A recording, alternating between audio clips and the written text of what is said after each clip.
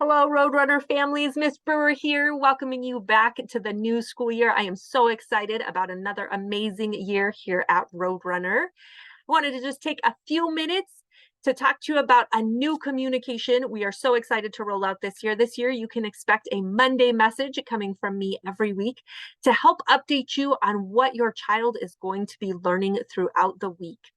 Where our goal this year is to build some more transparency between home and school so that you understand what your child is doing on a day-to-day basis here at school, because this is going to help in a lot of ways. This is going to help them learn. This is going to help improve attendance. So we are going to kick off by just talking a little bit about attendance. Why is attendance important? I often get questions from parents. Kids are absent, Ms. Brewer. Can you just send me home the worksheets or post them in Google Classroom? We will make sure they get done. And we so appreciate that parents do that at home. But we're going to talk about what that looks like and how that impacts student learning. We don't do much on Fridays, right? That's a great day for us to make appointments. It's a short day. We've got some things to do, so they're not going to miss much on Fridays. We're going to look at schedules so you know exactly what your Scholars Day looks like on a Friday. Short weeks, we often get the same question. Okay, 2 days this week, Miss Brewer, we're going to take some time off. We'll make up the work. Again, we really appreciate making up the work, but we're going to show you what is actually happening on those weeks. Okay, when April rolls around, we have finished state testing. So that is a great time for our scholars. We're not learning much after that. It's kind of the end of the school year. So let's take a minute and look at our schedule. Okay, so I'm going to move myself out of the way here. Monday through Friday, I want you to look at a schedule here at Roadrunner. So this is all of our scholars, kindergarten through 6th grade. Okay, so 60 minutes of math, 30 minutes of reading, 30 minutes of writing, phonics and phonemic awareness. This is just K2. These are foundational reading blocks. And then guided reading and guided math. So over here, you're going to see how much of that time is spent on instruction. Okay, so this is being delivered by your child's teacher. This is independent work. This is what we can send you at home that they can make up for us. And again, we really appreciate parents' effort in making up that work, but I want you to notice the difference. I can send you about 35 minutes of work that they can do independently at home and make up so they can catch up on a little bit of what they missed. But they are missing 4 hours of teacher contact time. Okay, so it's a lot that they're missing that they cannot make up. And right here in the middle, you're going to notice that there is no independent work. This is all very specialized instruction. Phonics and phonemic awareness is all teacher-led. Those are the foundational skills that scholars need to acquire to become good readers. And when they miss those days, those are things that they can't make up at home. Okay, guided reading and guided math are very specific to scholars. So this is a time that teachers pull 5 to 6 kids at a table and work specifically on skills that they know they need extra support in. Again, not something that can just be made up at home. Okay, so let's do some math on that.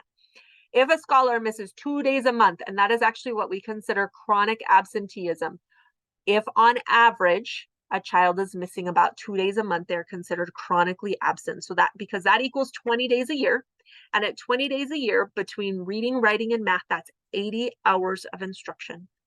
Okay, if we double that, 4 days a month, doesn't sound like a lot in a month, but then we're talking 40 days a year, that's over a month, and 160 hours of instruction. Okay, so let's talk about research a little bit. Okay, 10%, if a scholar misses 10% of school, that does negatively impact a student's academic performance. That's 2 days a month. Okay, that's just an average. So 18 days of school year is considered chronically absent. Those are families that we watch and work with that we consider chronically absent. Okay, and we can predict some of that chronic absenteeism in the first month of school. So during that first month, we're setting routines and procedures for kids. Those are very important for kids.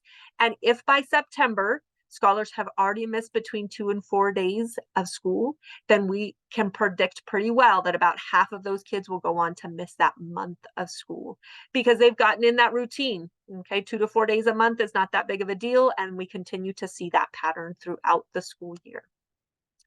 Okay, now absenteeism starts to affect kids as young as kindergarten. This is another question I get all of the time. In kindergarten, Miss Burr, we didn't do much in kindergarten. Kindergarten is fun. We do lots of play. I used to take naps. We did snacks.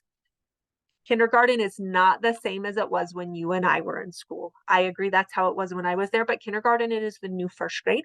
And in kindergarten, we build all of the foundations. Kids need to be successful readers and mathematicians. So when they're missing those building blocks.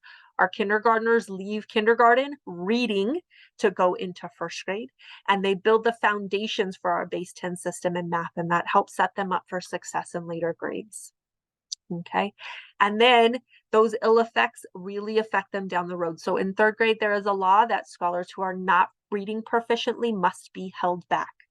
And this really, chronic absenteeism really impacts scholars by the time they get there. So I want you to think about that. At 50 hours of lost reading instruction in a year, times 4 years, that's 200 hours of misreading instruction.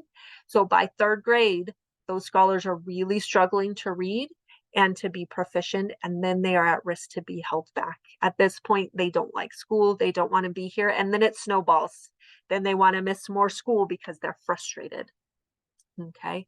So we know that research has showed us in the past several years that chronic absenteeism has doubled. So in 2018 and 2019, there were about 8 million scholars nationwide who were considered chronically absent. That has doubled to 16 million, or at like 1 in 3 scholars now are considered chronically absent. Okay, so let's talk about what that looks like here at Roadrunner. In 2019, 2020, our average attendance rate was 94.6. Okay, in 2022, 2023, that was last school year, we dropped to 89.6. That's a 5% drop post-COVID. So those are our numbers before COVID and after COVID. So we know that those national trends are impacting us here at Roadrunner. So what can we do about it? Well, we can work together. So we're going to learn more about what the day in a life of a Roadrunner scholar looks like. You're going to see in our Monday message, we're going to have some special videos for you showing you what instructional time looks like in your child's classroom and what they are missing when they are not here. We can work together to prioritize attendance. We know that there are good reasons that children miss school. What we want is parents to be able to make informed decisions about when those days are important enough to miss school, and then what we can do to support scholars when they're out. And if you are a family who is struggling with attendance, we have an attendance team here to help you. Our attendance team is made up of Mrs. Hill, who is our nurse, myself, administration will be there. Miss Lytle is our school counselor, and Miss Bugby is our attendance clerk.